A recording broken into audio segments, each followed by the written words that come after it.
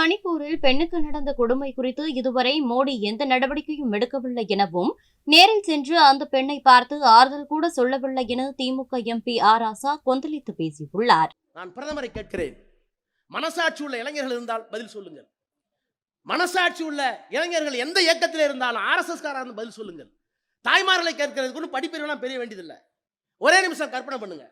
இந்த கோவை மாநகரில் எந்த ஜாதி பொண்ணா இருந்தாலும் அந்த பொண்ணை அம்மனமா நிறுத்தி 200 பேர் செல்போன் எடுத்துக்கிட்டு அந்த பொண்ணை அப்படியே அம்மனமா கூட்டிட்டு போய் பாரத மாதாவுக்கு ஜெய் ஸ்ரீராம் என்று சொல்லிக்கொண்டே 1 கிலோமீட்டர் அழைச்சிட்டு போய் இருட்டில் வச்சு 10 பேர் கற்பழிச்சு தூக்கி போட்டு போயிடுவானா?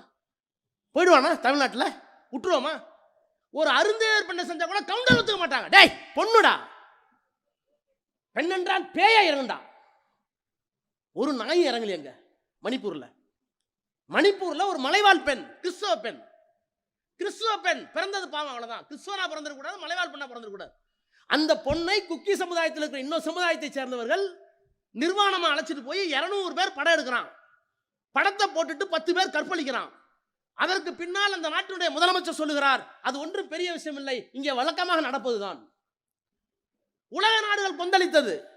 நாடாளுமன்றத்தில் கவனிப்பு தீர்மானம் கொண்டு வந்தோம்.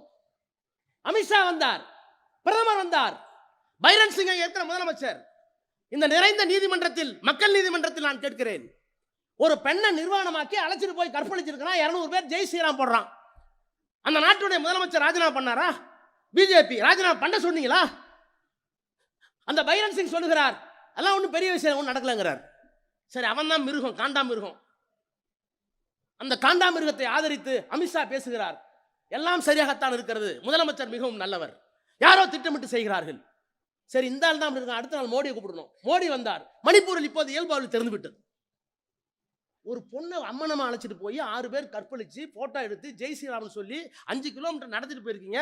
எல்லாம் சரியாக இருக்கிறது என்று சொன்னால் அங்கே ஒரு காண்டாமிருகம் முதலமைச்சராக இருக்கிறது என்றால் அந்த காண்டாமிருகத்தை ஆதரித்து அமித்ஷாவும் மோடியும் பேசினால் இவர்களுக்கு என்ன பெயர் வைக்கலாம் என்பதை சான்றோர் பெருமக்களே நீங்கள் முடிவு செய்யுங்கள். நியாயமே. இன்னைய வரைக்கும் அந்த ஊர்ல போய் பார்க்கல, மக்களை பார்க்கல. பல்லடத்துக்கு வருகிறார், நாளைக்கு சென்னைக்கு வருகிறார்.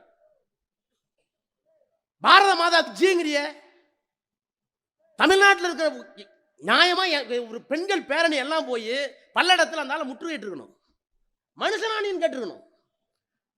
இது மோடியினுடைய இன்னொரு முகம்.